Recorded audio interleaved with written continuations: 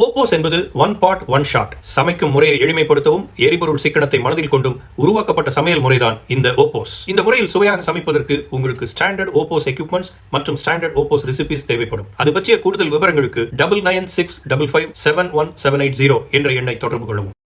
என் பேர் பாலகிருஷ்ணன். நான் ஒரு எக்ஸிக்யூட்டிவாக இருக்கேன், மீடியா கம்பெனியில் ஆட் சேல்ஸில் இருக்கேன். பட்டு ஒரு நிமிஷம் இருறேன். என்னோடய ஃபேமிலி, நானே, என் ஒய்ஃபு, அப்பா, அம்மா. குக்கிங்னு பார்த்தா மேஜராக அம்மாவும் ஒய்ஃபும் தான் வந்து மேஜராக ரோல் பண்ணுறது. என்னுடைய பார்ட் ரொம்ப கம்மி தான். எப்போ டைம் கிடைக்குதோ அப்போல்லாம் வந்து குக்கிங் கொஞ்சம் கொஞ்சம் பண்ணுவேன், கற்றுவேன். ஸோ அப்படி பார்க்கும்போது ரீசெண்டாக யூடியூப்பில் வந்து குக் பாட்னு ஒரு ஐட்டம் பார்த்தேன். பயங்கர ஒரு எக்ஸைட்டிங்கான ஒரு விஷயமா இருந்தது. அதுவும் எஸ்பெஷலி வந்து நம்மள மாதிரியான ஒரு ஒர்க்கிங் எம்ப்ளாயீஸ்க்கு ரொம்ப வந்து ஃபேவரான விஷயமா தெரிஞ்சுது எனக்கு. ஸோ அதில் தான் இப்போ வந்து ஒரு கருணைக்கிழங்கு மசியல் எனக்கு ரொம்ப பிடிக்கும். ஸோ அதை ட்ரை பண்ணி பார்க்கலாம் இப்போது அப்படின்னு சொல்லிட்டு இந்த குக் பாட் மூலிமா பண்ண போகிறேன் இப்போ நான். அதை தான் நம்ம இப்போ அப்கமிங் வீடியோவில் பார்க்க போகிறோம். இப்போ நம்ம கருணைக்கிழங்கு மசியல் செய்ய போகிறோம். அது இந்த குக் பாட்டில் ஆப் மூலிமா இப்போ நம்ம பண்ண போகிறோம். அது எப்படின்றத நம்ம பார்க்கலாம். இப்போ நம்ம கருணைக்கிழங்கு மசியல் பண்ண போகிறோமே ஒரு பெரிய கிச்சன் செட்டப் தேவைன்னு நினச்சேன். ஆனால் இங்கே பார்த்தா ஒரு கேஷுவலான விஷயம், ஒரு சின்ன டேபிளில் ஒரு சின்ன ஒரு குக் பாட்டு, அது ஒரு ஜஸ்ட் ஒரு ப்ளக் கனெக்ஷனில் இருக்குது. இப்போ நம்ம லிட்டை ஓப்பன் பண்ண போகிறோம். ஓப்பன் பண்ணி இப்படி வைக்கிறோம். இது இன்னர் வெசல். ஸோ அதில் ஆப்பை பார்த்து நான் ரெசிபி ஆட் பண்ண போகிறேன். ஸோ ஃபஸ்ட்டு வந்து 2 டீஸ்பூன் ஆயில் நான் ஆட் பண்ணுறேன். 3 டீஸ்பூன் வாட்டர் ஆட் பண்ணுறேன். ஒரு ரெசிபிக்கு தேவையான கருணைக்கிழங்கு 2 கப் கருணைக்கிழங்கு ஆட் பண்ணுறேன். அப்புறம் இந்த கருவேப்பிலையை ஆட் பண்ணுறோம். இப்போ அடுத்து நம்ம சில்லி ஆட் பண்ணுறோம். மொத்த சில்லியும் ஆட் பண்ணிட்டோம். உப்பும் ஆட் பண்ணுறோம் நம்ம.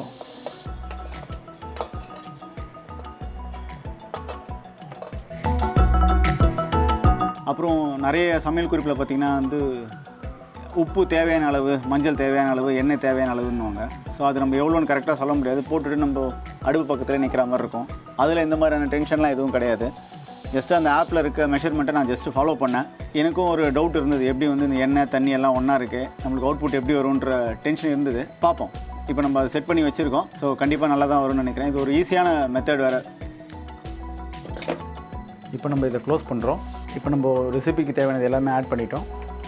இப்போ அடுத்தது வெண்ட்டை க்ளோஸ் பண்ண போகிறோம். இப்போ நம்ம மெனு செட் பண்ணுறோம். மோடு வெஜ் மோடுக்கு செட் பண்ணிட்டோம். இப்போது டைமர் வந்து 2 நிமிஷம் காமிக்குது. டைமர் செட் பண்ணி 2 மினிட்ஸ் காமிச்சது. அதுலேருந்து எடுத்து ஒரு பீப் சவுண்டு வந்தது.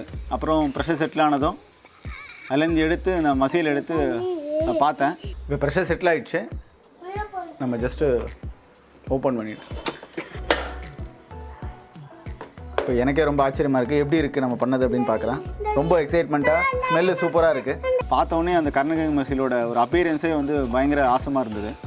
ஸோ அது பார்க்கும்போதே நம்ம எடுத்து நம்ம பண்ண சமையல் இவ்வளோ சூப்பராக இருக்குது அப்படின்னு வந்து எனக்கே ஒரு அஸ்டானிஷிங்காக இருந்தது. நல்லா வெந்திருக்கு. இப்போ எடுத்து நம்ம அடுத்து மசியல் பண்ண போகிறோம். இப்போ நல்லா மேஷ் பண்ணிட்டோம். அடுத்து நம்ம இப்போ தாளிப்பு சேர்க்க போகிறோம்.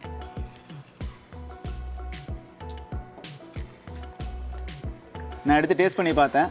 அதே சமயம் என் ஃபேமிலி மெம்பர்ஸ்க்கும் கொடுத்தேன். அவங்களுக்கும் வந்து ரொம்ப பிடிச்சிருந்தது. ரொம்ப எக்ஸலண்ட்டாக இருக்குது. இது ரொம்ப ரொம்ப ஈஸியான மெத்தட் வேறு.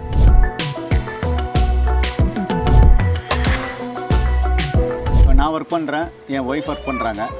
ஸோ எங்களுக்கான டைமுன்றது ரொம்ப கம்மி. அதுவும் குக்கிங்க்குன்னு வரும்போது வந்து ரொம்ப ரொம்ப கஷ்டம். இந்த குக் பாட் மாதிரி ஒரு விஷயன்றது வந்து எனக்கு ஒரு வந்து குக்கிங்க்கான ஒரு பெஸ்ட்டு சொல்யூஷன். ஏன்னா எந்த டிஷ் வேணால் எப்படி வேணால் பண்ணிக்கலாம். டைம் கன்ஸ்ட்ரெயின் கிடையாது. ஒரு கிரேட்டஸ்ட் எனர்ஜி சேவிங் இது. ஸோ பவரும் வந்து நம்மளுக்கு ஒரு மினிமல் பவர் தான் தேவைப்படுது. ஸோ இந்த குக் பாட்டில் பார்த்திங்கன்னா ஒரு நிறைய எக்ஸலண்ட்டான சொல்யூஷன்ஸ் இருக்குது. ஸோ எனக்கு வந்து இதுக்கான டெபெண்டன்சி ஃபஸ்ட்டு கிடையாது. இது குக்கிங்னும் போது நான் யாராவது ஒரு ஆள் வச்சு சமைக்கணும், இல்லை என்னோடய ஒய்ஃப் சமைக்கணும், நான் சமைக்கணும்னு டெபெண்டன்சி கிடையாது எனக்கு. ஸோ நான் வந்து இதில் வந்து ஒரு excellent energy and time saving இருக்கிறதுனால இதை நான் மட்டும் யூஸ் பண்ணாமல் என்னோடய ஃபேமிலிக்கு, என்னோடய ரிலேட்டிவ் எல்லாருக்கும் கண்டிப்பாக நான் ரெக்கமெண்ட் பண்ணுவேன். இந்த குக் பாட் ஆப்பர்ச்சுனிட்டி கொடுத்ததுக்கு ரொம்ப தேங்க்யூ.